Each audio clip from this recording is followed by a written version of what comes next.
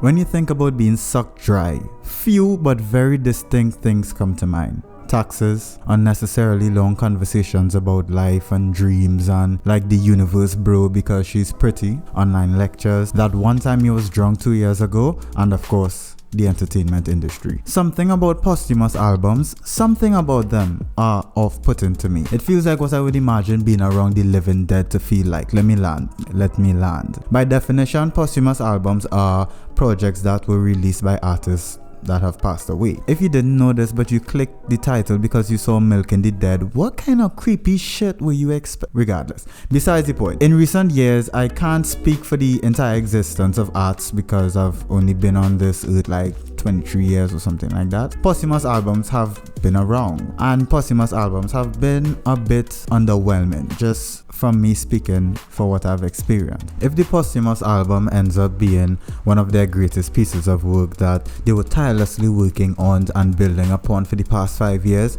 and though it wasn't at completion, their camp felt as though it was close enough so fans can receive it, at least I'll have a bit more context to digest and develop my feelings. But we usually don't get that. That typically does not feel like the case with many of these releases, and who knows how important that missing 15 to 20% is to the artist.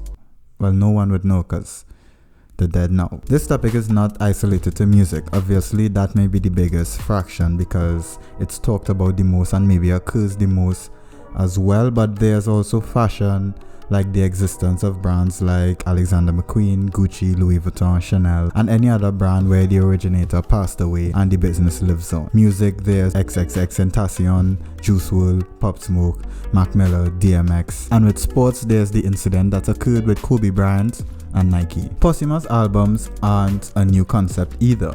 These types of releases have been around even in 1970 with Jimi Hendrix's, I guess I'll go with that. The Cry of Love, released by his record label Track. 1971, The Doors album entitled Other Voices after Jim Morrison passed away. The release of Miles Davis's album Doo Bop, completed by producer Easy Mo B, Amy Winehouse, Lioness, Hidden Treasures, and of course the first two albums that introduced me to the concept of posthumous albums, Tupac Shakur, The Don Columinati, The 7 Day Theory, and Biggie's Life After Death. I understand the desire from a fan base to receive every ounce of content from their favorite artists through any means necessary, whether that calls for ethical or unethical practices. Indulging in leaked projects and consuming paid content for free are all desperate measures taken by fans and consumers. I grew up in the peak of pirating content. Growing up, we didn't pay for a damn thing that was digital. YouTube to MP3 converter, torrents, LimeWire, ShareBear, ShareBeast, burning CDs, modifying your PlayStation 2 or PSP. You just name the unethical practice, we all indulged in it. And if you're within my age group, you definitely 100% indulged in it. All this to say, we always had a skewed moral understanding of the ethical practices where artistic and creative content is concerned, which makes posthumous projects no different. We want it by any means necessary, even if it means prying an incomplete project from the cold, clammy, dead fingers of an artist. Something about taking something when the primary creator did not have a final approval feels yucky and distasteful. We have no idea what was the mental space of that artist before they died, how they felt about the project, if they wanted to change a couple songs, remove some entirely, shelve the entire project for a few years until they mastered a particular musical skill or reconstructed the message of the album. All of this information is unknown, so you may very well be receiving an album that was never intended to be released. Imagine if the last album an artist was working on was something experimental, miles away from their previous work, and it was released posthumously. That's a correct word? I'm not sure. Picture this. Picture Lil Wayne died right before releasing his rock album. Just now, let me check the name of it. I can't remember the name of it. Yes, Rebirth. Picture this. Picture Lil Wayne released Rebirth sometime in the mid-20s, and he sadly passed away after that. And that was the last content we had to remember him by. So he was working on it at the time, and he wasn't sure if he wanted to release it, he passed away before and then the label released it. Picture that. The last thing we remember from Lil Wayne is Knock Me Out featuring Nicki Minaj. We see this many times with numerous releases from XXXTentacion, Juice WRLD, and Pop Smoke. Pop Smoke literally released more albums dead than he was alive. Niggas use the reanimation jutsu and have this nigga in a basement somewhere hooked up to the Lazarus pit making albums. This point is, it feels like an intrusive invasion of privacy and intimate unfinished work. However, I can acknowledge that I had a yonder over the horizon of possible perspectives you can look at this topic from. Wait. Did y'all hear that? I had a yonder over the horizon of possible perspectives you can look at this topic from. Let's be honest, I'm becoming a poet. I'm becoming a rap dog. That was bars. That was fucking bars. At this point, I will plug the channel. So if you enjoy my content and you can enjoy the shift that I'm making, continuing with fashion and diverting into some other fields that I kind of also enjoy, this is the moment that you should subscribe and like the video. But back to me sucking my own. What I was saying was, the Campo team responsible for the creation of an artist's music is just as, if not more in a lot of cases, important than the namesake artists themselves. You get to the point where you understand that the name Kanye West or Travis Scott does not only refer to the singular artist, but the entire production team that has supported and been on the ground level of this artist developing their song and aesthetic. From a casual fan's knowledge, some of the important components of an artist are the engineers, the producers, album cover artists, marketing team, set designers, stylists, and songwriters, depending on the musician, of course. All of these elements fall under the name Kendrick Lamar, Schoolboy Q, or Taylor Swift. Let's say an artist was 90 to 95% done with the creation of their new album.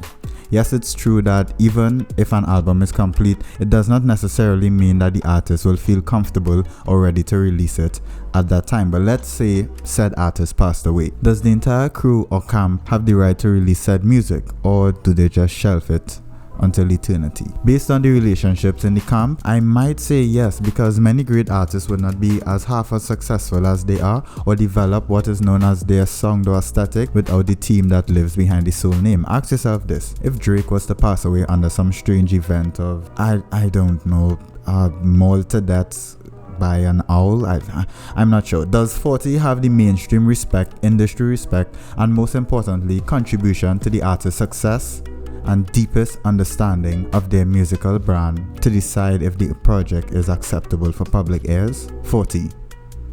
Drake's producer. I feel like that's a no-brainer answer. So the context of this situation changes my stance on this. Yes, the artist may have passed away and this is an incredibly sad time, but life goes on for all parties involved, and some people may not have been paid for their contributions to this now dead project. Whether that is the producers, the engineers, the vocalists, musical bands, set designers for upcoming tours, managers, songwriters, and so on and so forth. I feel like I just repeated the same thing twice, but you get the point. Take my current favorite album from Kanye West, Jesus.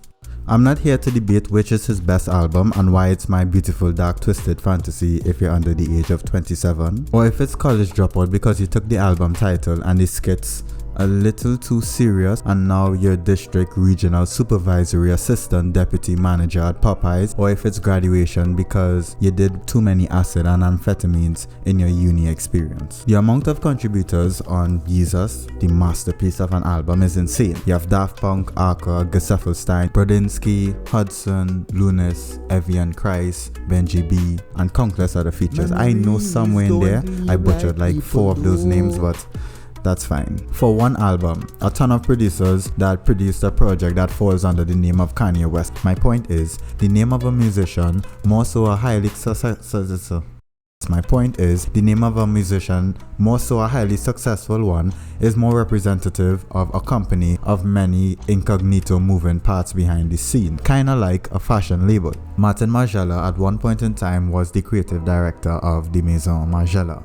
But that does not mean that he was the only person that came up with the textiles and the patterns and the silhouettes and the creative concepts of the album. He had a vast team that worked with him, and he was very vocal about this team that supported him throughout the way. You can say the same thing for Virgil Abloh at Louis Vuitton, or you can say the same thing for Oliver, I'm not gonna pronounce his surname, at Balmain. So who gets the final say when it comes to releasing posthumous albums or finishing a project?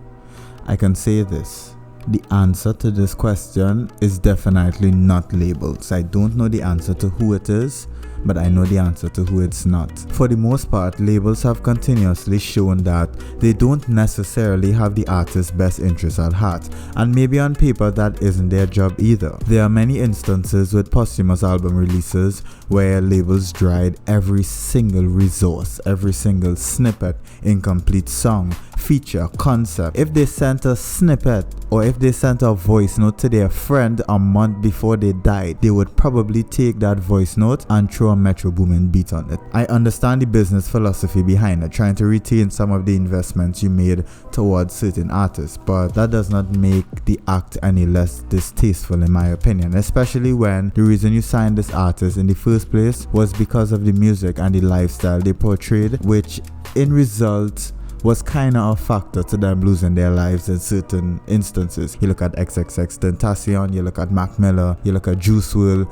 you look at Pop Smoke. All four of them, passed away, and it was all somewhat related to the music and the lifestyle that they all portrayed. I often think about the soured relationship of the Kobe brand and Nike. Kobe was planning to leave Nike and have his own shoe company or his own athletic clothing company, I believe. And I'm not here to discuss conspiracies. My issues are with how they dealt with the agreement after he passed away, releasing another colorway and releasing a GG colorway of his sneaker. Throughout the business relationship with Kobe, you made billions with a capital B on his head top, billions on his head top, and thought that still wasn't sufficient and needed to release those final two colorways. The only word that comes to my mind for that action is kind of soulless, because you understand the sensitive nature of this, but you still kind of made it about you and made it about the final